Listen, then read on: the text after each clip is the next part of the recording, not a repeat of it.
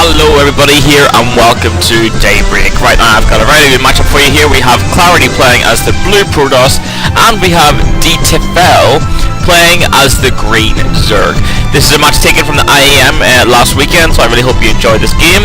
It's a ZvP here on the map Daybreak. Very good map. It is the I think it's a GSL/tournament version. We do have the supply depot on the natural expansion to prevent any of those pylon blocks or supply depot blocks, etc.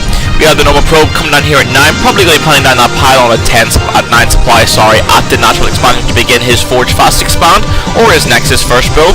Typical Zerg here, just droning up as normal. Sorry, I forgot about the production tab. I have the normal Overlord coming down. Probe Scout coming out right away, with that Overlord heading over towards the natural expansion. Going to be looking right for that gas timings a little bit later on. Pylon with the finished up, and as soon as the Pylon finished up, you will see the Chrono Boost most likely coming down from the Nexus. There it goes. And over here, back in the Zerg base, we did have an extractor trick, so we do have a, I think it was 11 Overlord, I'm not sure actually. It must have been if he was doing the extractor trick.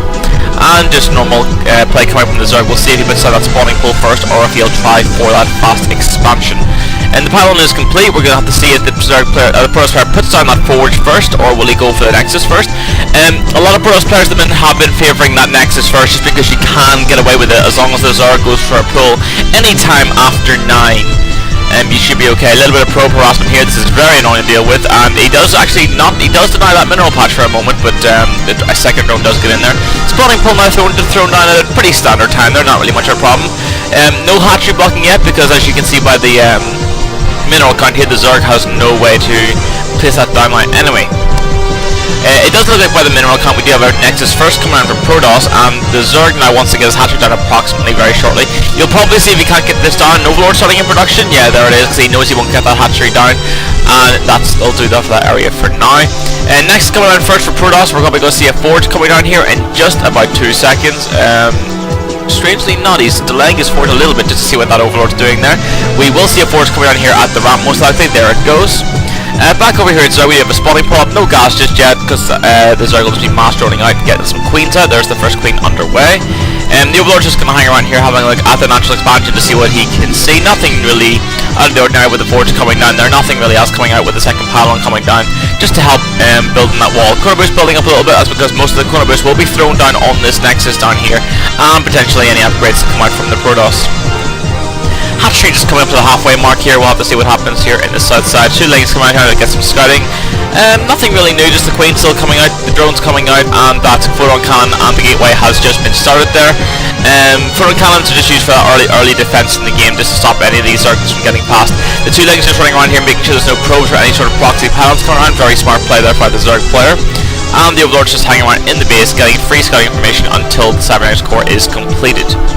The drone coming down now for the third base, because the Zerg player knows exactly that exactly what the Protoss player is doing. The only thing he can't see is the cannon, but you can very safely assume that. And the probe does actually control the Zerg watchtower, which is where these Zerglings probably should be going next, which they are.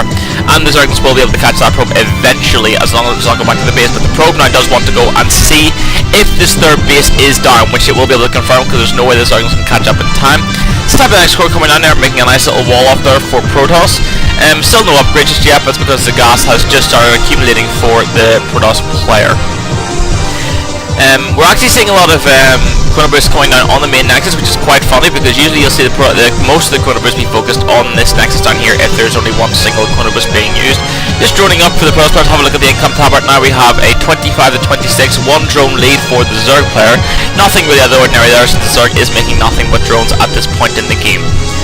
Chrono Boost being used on the natural. The Cybernetics core is about to warp in, so we're hoping to see the warp gates being recharged right away with a Chrono Boost thrown on that, if he chooses to do so.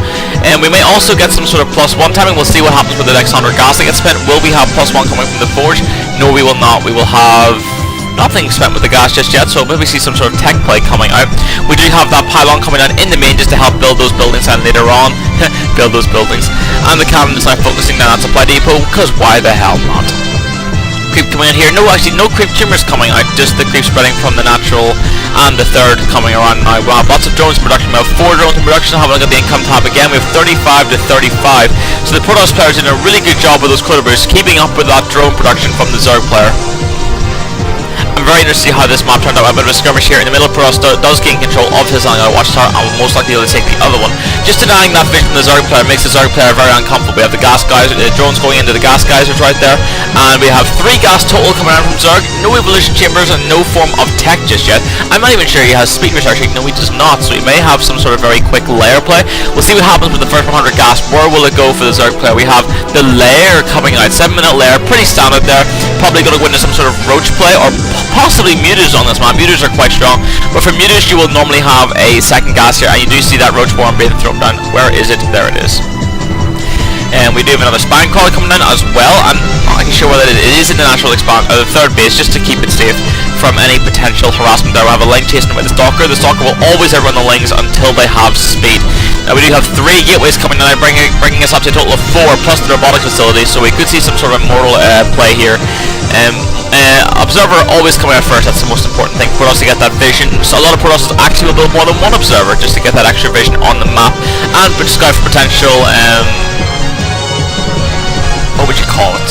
Scout for potential harassment attacks from other areas on the map. Protoss showing no sign of expansion just yet. Pretty standard. Protoss just need to do that so early. We do have the second observer there. It is coming out right now. I have a few links coming along here just to have a look around the map, see what's going on. They may be able to get control of the Salnagatha once again. This observer will spot them, so he is going to know that they're coming. A few more links being created. That's actually an absurd amount of units being made out now. We have 9 roaches coming out in play right now with the +1, sorry, not +1, the glial reconstitution coming out from the Zerg player. The Zerg player actually has no evolution chamber just being thrown in a Hydralisk den, so the Zerg player are going to get very aggressive on 3 bases. We all have all 6 gas now taken from the Zerg player, and drone production is still going, so there is a 5 drone lead for the Zerg player right now. The observer is seeing a lot of, getting a lot of information here. I'm trying to wonder if the Protoss has an observer in the main. He does have an observer in the main, but he does not know about this attack coming in right now. He does take out the Overlord. Oh, he needs to get it. There you go. The Zergs are going to get run by. Will they get in the main? Oh my goodness, the Zergs run right into the main base of the Zerg, of the Protoss player, and they are getting so much information. Not only are they getting information, but they are getting crucial damage off here, killing that cell that immediately warps in with the only cooldown left from the Protoss player, killing so many probes right now. Oh my goodness, this is so deadly. Zealots and Sentries trying to run everything they can to get to the probes. Hold position, they're on the lane to do more damage to those probes, and so much damage being done right now. Let's have a look at the units lost and the workers lost, come to think of it. If we go to Control R, I believe it is, workers killed, 12 workers killed in that raid. It might have been 11 with the original loss of the scouting probe, but 11 probes killed, and a lot of harassment done there by the Zerg player with a small run by as the Protoss player moves down to kill the Overlord at his third base. Meanwhile, back over in the Zerg base, we do have the 4th hatchery coming down now, and the 3rd base coming out. A lot of players seem to be taking this, their 3rd base is here now, and expanding here as their 4th, as opposed to further on down the map. It just makes it easier to defend, especially for races like Protoss. Now, we did have a roach attack coming in here from the south side into the north of the Protoss 3rd base. There is a nice Protoss army here. There's no way the Zerg will be able to do anything from that. We do have the Infestors coming out now with the Pathogen Gland upgrades coming out as well. Double Evo Chambers coming out with an Overseer just there. Still no Hydralisk upgrade. The Hydralisk was probably just there for some sort of interpretation of some form of attack from Protoss. Hydras are very good for dealing that Immortal Sentry all in. Macro Hatch coming in there with his Queen Larva popping off. We'll see what comes off from them. 5 more Infestors coming in play. We do have a lot of force fields being baited out with very minimal losses there from the Zerg player. Very nice play there. We have the probes coming out now to the 3rd base with the Immortals in play. No tech yet from the Protoss player. Oh, we do have that robotic facility, or sorry, the support robotics bay, the one for Colossus. We do have, is that +3 coming in? We do have the +3 upgrade coming in for the Protoss army. Once again, oh, beautiful split. There's so many roaches caught off guard. The Protoss army will just absolutely maul those roaches apart, forcing the rest of the Zerg army to flee back right now. So it was very nice play, very nice force fields there from Protoss.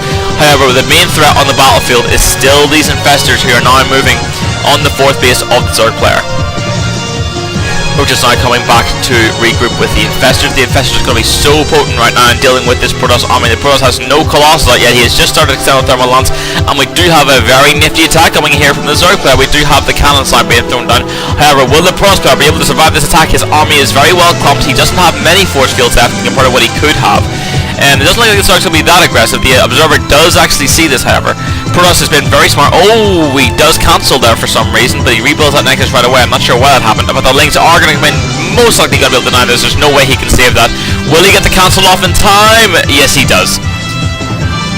bit of a annoyance there from the Zerg. Very well played. But the first cannon now warping in for that defense. Good timing on that cannon. The cannon did arrive just in time. Oh, watch the Immortal there.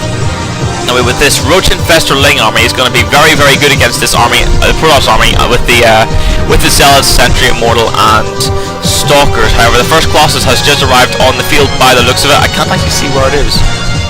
I could have sworn there was one Colossus didn't play, but there's not. It's just finishing up right now.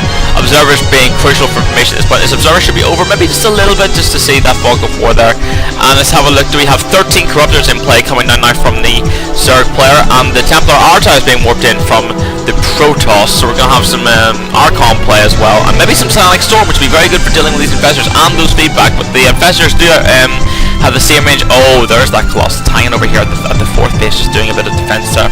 Creep now being spread for the Zerg player for the first time, coming along from the third base. Actually, I actually didn't start from the fourth. Protoss now needs to defend this base. It's very, very important that they manage to hold on to be able to reproduce and keep up with the Zerg. Stargate also coming out for Protoss to get their way towards that mothership that will most likely be crucial for dealing with the potential of these Broodlords coming in. And the Greater Spire is about 25% done. The Zerg does look like he wants to be a bit aggressive here, so he is going to move along to the fourth base of the Protoss player. Force fields could be very good here, but he wants to be very, very careful. There's a lot of Corruptors coming in play, and we do have a bit of action here with some... I could have sworn I heard some Overlords being loaded up there, but evidently not. 2 Colossus will be very good against the army, but with that many Corruptors, I don't fancy his chances. The fourth base could be getting denied here. The Zerg player's been very clever. He's throwing his Zerglings in here to attack this Nexus, stopping, and for the Protoss to defend it, he must go through this army. It will go around the long way and lose his currently mining base. So many Corruptors in play right now. I'll have to see what happens with the Greater Spire just about to finish. This Nexus does go down. Very smart play by the Zerg, but the Zerg player has got a huge bank right now. He's going to be able to remax immediately. So we'll see what happens in this engagement. The Photon Cannon will surely go down. There's no way he'll be able to defend that.